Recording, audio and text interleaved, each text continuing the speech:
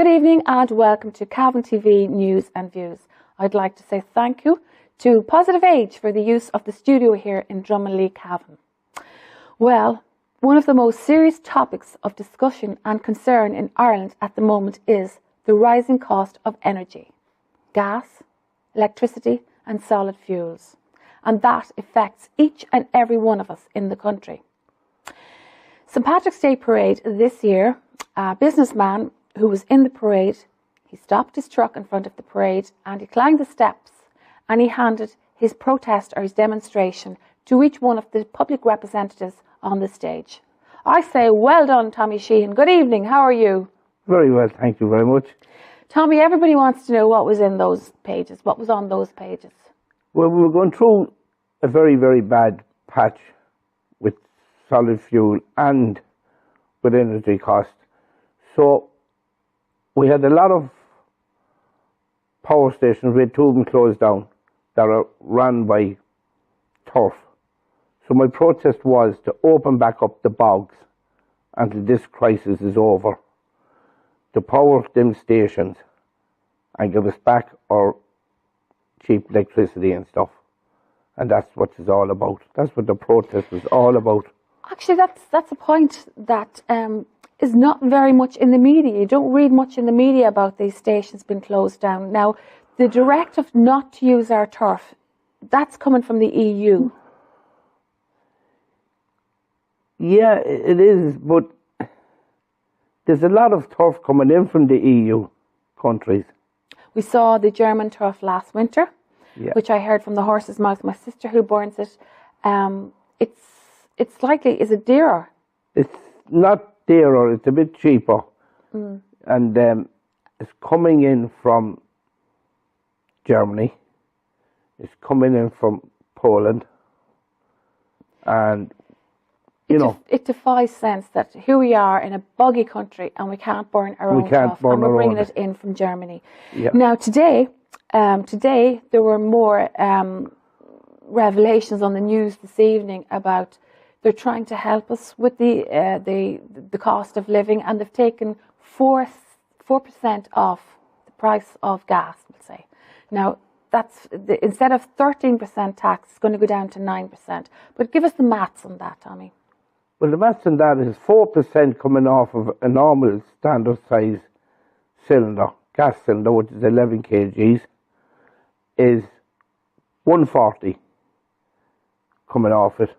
And they're actually putting nearly €8 in carbon on the same day. On that one single item, we'll say?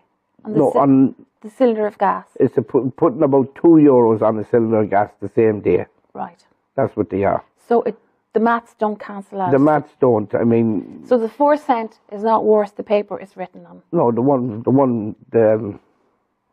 4% is not. You know, and he knows that because he's supposed to be the Minister for Finance, and he knows what the figures are. Yeah.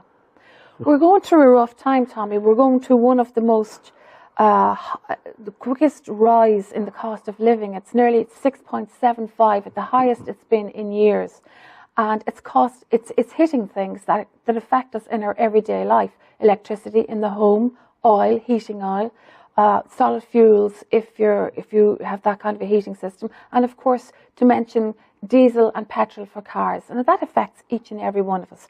But in your role as a solid fuel merchant in Cavan Town, the people that you deal with are people who perhaps will not be able to afford grants to get their houses retrofitted. There will be people who live in houses that have open fires, gas fires and oil, and you're dealing with those people, and it is the older part of the population. Yeah, and I mean, these people, they're all saying that they're getting sick from this and the smoke from this. People are 70, 80 and 90 years of age are sitting at the fire, a turf fire, and throwing the lumps of turf in. They're going on to their 90 years of age, they're doing it all their life. So I can't understand where this, you know, I know people are getting... Or some people, the air quality might be the same. But for those people, you know. My point there was, is maybe I didn't get it across so well, is like those people hit with those exorbitant price rises. They're the people in the society who can least afford it. They are, yeah, definitely. You see your customers struggling. Oh, I see them struggling, like, and I mean, God knows, I know them. And I have delivered coal free of charge. And indeed, I have heard stories, Tommy. I've heard people, customers of yours, and they have said that you have delivered them fuel at old prices as long as you could, so that they could get used to the hike in prices. You have delivered coal to people who asked you for a half bag of coal, and you couldn't do it. You hadn't the heart to do it. You gave them benevolently. You gave them your own fuel to keep them going. And there are stories like that, and that's very good.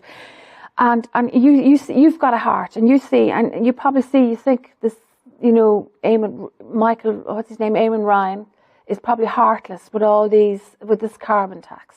It's affecting the poorer people of society. It is, and he should realise that these people are very poor. I mean, some of these people are on 200 and something a week pension, right? They have to pay electricity. Some of them haven't even got electricity. They have a little tilly lamp still. I know it, I've seen it. But Mr. Ryan can come with me in my truck or in my car, and I'd take him to houses where they're still using the tilly lamp. They're afraid of their life. How much is a bag of coal now for an old age pensioner?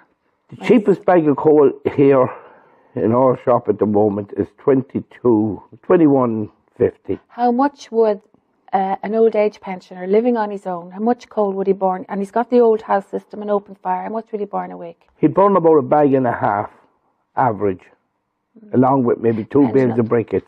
Right. So that takes a good bit out of your 200. It takes an awful lot out of it. That's what it does. Like, you know, it'll take the guts of nearly €40 out of your pension at the moment. That's a lot. And of course, the electricity is going up again. Yeah. We have the electricity. And then if you use a bit of oil, but, you know, if you use oil is going through the roof. Yeah. Tommy, you took part, you were on Primetime recently. Yes. And you are on that programme was highlighted that is Cavan a smokeless town? A smokeless town, Cavan yes. is a smokeless town, but you highlighted the story there, or somebody highlighted the story of Clare being a smokeless town, and yet a supplier of coal could sell smoky fuel to that town. To that town, yeah, from Northern Ireland. Mm. Now, this has gone on this year, and as far as I know, the government knows it, that it's gone on this year. Government politicians know it. I have told them myself what was happening. And I've asked the question, how are you going to stop it when the smoky ban comes in September? And not one of them rang me back or answered my call, and that's going from the Taoiseach down. Not one replied to Not you? One of them replied. You did get talking to Luke Ming-Flanagan, did you? Got Luke Ming-Flanagan from Europe. His secretary got back to me, and she said she'd pass on my message. She was the only one that rang me back. The rest of them don't want to know me. So what is going to happen? I don't know. I can see that's going to put, you know, like that's not good for you. I heard in one of your recent interviews that you say your business is down 40%. It's down 25, 30, 40%. You know, it is down, like, I mean, because the same bag of coal across the border is $18.50. Shouldn't be saying that, they're all running. Yeah, I know, but it's a fact, it's out there. And if you're somebody struggling on €200 a week, you're going to buy the cheap bag of coal. You're going to go, yeah, definitely, you know. Yeah. But a lot of these people too can't travel. Right. The ones that can travel and have cars will go and get it. Oh, that's exactly what I'm saying. It's the older folk who, you know, are living quietly on their own, don't have everything at hand. They are the people that are suffering most from this. They are, yeah.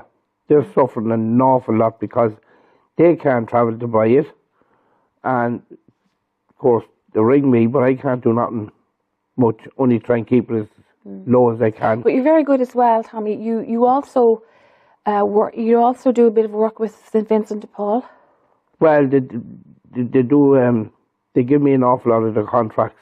To do the coal, yeah. You know, and of course they're the people who really, really need it. They need it, yeah. And they give me contracts to do and give me houses to deliver. Now, in all fairness, they do pay me. You know, but they're finding it hard now too, because they couldn't go around collecting. Yeah, we're all affected. Everything is affected by COVID, knock-on effects of COVID. On a national base, can you see anything really? You're knocking on the doors of the politicians. Can you see anything really that they can do? What would you say to them to do? Well, the point in there is, sorry for interrupting there, the point is there, Eamon Ryan will tell you that we have to be concerned for the climate. We have to make climate changes. We have to become more cleaner users, using more cleaner fuels, not solid fuels anymore. We have to do something. The climate change, we're in trouble here. The earth is in trouble. Okay, so we have to try and do something. And we see both ends of the stories there. What would you like to see done? Well, definitely, I will agree with him. We have to, But why is one half of it, the country here, doing all this, and the other half is doing nothing? What do you mean, the other half? Like, in Northern Ireland, there's no ban on coal. Yeah, well, they're not in Europe now anymore. And they're not in Europe, and that's it. But even when they were in Europe, it was still there. Right. And we were kind of... What do you want them, what are you calling on them to do? I'm calling on them to how's he going? I'm asking the question, how are they going to patrol it to stop it? You see, we can't stop anything coming across from the border anymore, because you'll be creating a hard border. They know that. They don't want to answer the question. And that, of course, includes more than solid fuels. It means oil and diesel, and everything can be brought across. Can be brought across and not stopped. So I don't know where the answer is going to lie. It's lying with the ministers. It's lying with the politicians. What are they going to do about it? How are they going to stop it? Now, so on the 1st of May, we're going to be hit with the next section of that carbon tax, and that's on gas. It's on everything. On everything. It's on any kind of fuel. Everything. It's not just solid fuel or oil. It's on bread, tea, sugar. It's on everything. Carbon tax goes on literally everything. I'm thinking we're at a sort of a cross here with the fuel. Like, we're coming into summer now. We're going to be using hopefully we're using solid fuels less and be using less of the oil. Yeah. Then the prices come on during the summer. To come in the 1st of May, so no one knows this. So then, do you think we'll be hit with poverty, with fuel poverty next winter? Definitely, without a doubt, and we'll be hit with a lot more than that. We got off late because we had only a bit of a storm before Christmas. There wasn't much. We had one night's frost, I think. A little bit of snow. And there was a few people lost electricity. And I think myself, you get winters like that you don't have a hard winter. We didn't have a hard winter. You become a bit complacent, you become a bit easy with it. But if we get a hard winter. Yeah. And once again, folks, who are the people that are going to suffer if we get a hard winter? The vulnerable people, the poor people in the poorer people in our society, the older people in our society. And that's what you see in your daily work. That's what I see happening. And I see it going around in my journeys, I could tell stories that I saw when I'm out there in the lorry delivering coal. If you were to ask Paschal Donohoe, the Minister for Finance, or even Eamon Ryan, when he's making up these carbon tax rules, if you were to ask them one thing that you'd like them to do that would make a difference, within reason, what would it be? I'd ask him to put off the carbon tax this year. Just not put it on anything this year, just this year. And what good will that do? Because it eventually has to come on. It will come on, I know that, and I agree with that, putting it on. Right, that's fair enough. But for this year, not to put it on, because it will give people a chance. For a whole year, from now till this time next year. Give people a chance. Yeah, and give them a chance to build up what they have. You've been lobbying the politicians, you've been ringing them, and you've been giving them protests and things like that. I'm sure you went to the local public representatives. How are you getting any joy there? I'm getting no answers. None whatsoever. None whatsoever. None whatsoever. Not from anybody. Nothing from no one. Did they return your phone call even? A lot of them didn't. You know? Yeah. One politician, but he's in Europe. Yeah, that was Luke. And Luke McFlanagan, his secretary, rang me back and asked me what it was about. I told him what it was all about. And I said, you know. What do you think about our own bogs? You spoke about, you told us about the way that they all of a sudden shut down our bogs and took away the tracks and everything. Yeah. They took away literally everything in the bog, cut it all up. So you couldn't use it again? You couldn't use it again, you know. And another thing they had as well, sorry Tommy, is you could perhaps take your own. I heard somebody on the radio the other day, I heard a snippet of you can use your own turf, but don't sell any of it to your neighbour. Don't give your son any of it either. As far as I know, that's what I heard. That you can't. You can dig your own bog for your own house, but you can't give it to any of your children.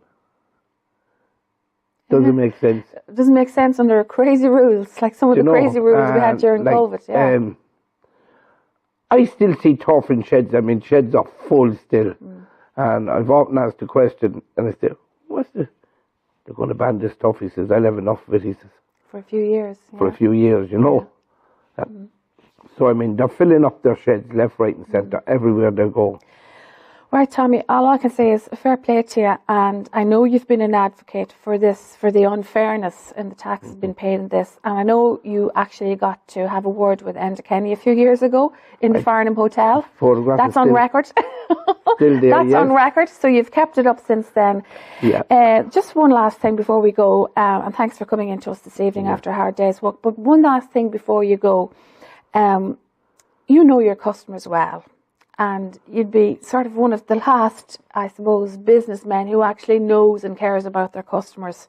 How would you feel the mood of the people is at the moment? Like, we have the war going on in Ukraine and we've been bombarded by horrible news every day. And you either choose to listen to it or you don't want to listen to it because it's hard to listen to and think we're helpless, we can't do anything about it. But what is the mood of the people at the moment? The mood of the people is very, very angry. They're coming to my store and they ask bag of coal, how much is that? I said, God, just come very dear. I didn't do it. I'm only collecting it for the taxman and revenue, and they're saying, the sooner we get rid of this government, the better. You know, I don't think a government makes any difference. It doesn't make a difference what government is in, really, because we're still going to follow EU rules. And if you dig a hole so much, you just keep digging. You can't really get out of it. Can't get out of it, yeah, but they're still... People are still very angry with it, and they are going to change. So you find your people on the ground are angry? They're very, very angry. They're very angry, and if it keeps up, they'll do what Britain done. Let's get out of Europe. And that'll be it. You know? That's scary too, though. That would be a scary prospect as well. Well, they're out there at the moment shouting about it. And it's up to the politicians, you know. Yeah. They save their few pounds, but sure. Yeah. Well, that's it, Tommy. It's tough. That's our local issues, tough, like our own sort of national issues are as the carbon tax and everything. And of course, we have that dreadful war going on in Ukraine. And I'd like to say as well, folk, that displaced people are arriving here, or refugees are arriving in every county by the day. I don't know. The sports complex in Cavan has fitted out for 43 people to sleep on camper beds in the complex in Cavan. And people will be staying there, and it's mostly women and children because the men folk had to stay behind. So, and also another bit of news for you as well is that somebody from Ukraine has opened up a shop down beside the hard-boiled egg. Now, there's the address of it, down beside the hard-boiled egg. And you can go in, that's where Ukrainian refugees can go in there to get whatever they need in there. So people are helping out there. And also, I know Michael Lockman with Sleep Out Cavan is gathering. He's very, very good. Very good. He's very gathering good stuff man. as well. He's got a medal for what he's doing. For Ukrainian people. Yeah. So, folks, I hope we are kind in Cavan. We're not as mean as they say we are. Sure, we're not, Tommy. No. We're not as mean as they say. We're kind and good. And I do hope that we will look out and be kind to the Ukrainian women and children. So thanks very much, Tommy. It's a sad state of affairs. You seem to be banging, you feel you're banging your head off the wall, don't you? Banging it is right. But you've done your best, and fair play to you once again. Well, thanks very fighting. much. Keep fighting, Tommy. That's the attitude. Keep fighting. Once again, thanks very much, Tommy Sheehan, local businessman, solid fuel supplier from Cavan Town. How many years are you in business? I'm 12 years on my own, but I was 35 years with Homemakers. In the business. Which is closed up. That's where you did your business. Well done. And thanks once again, Tommy Sheehan, for talking to us on Cavan TV News and Views.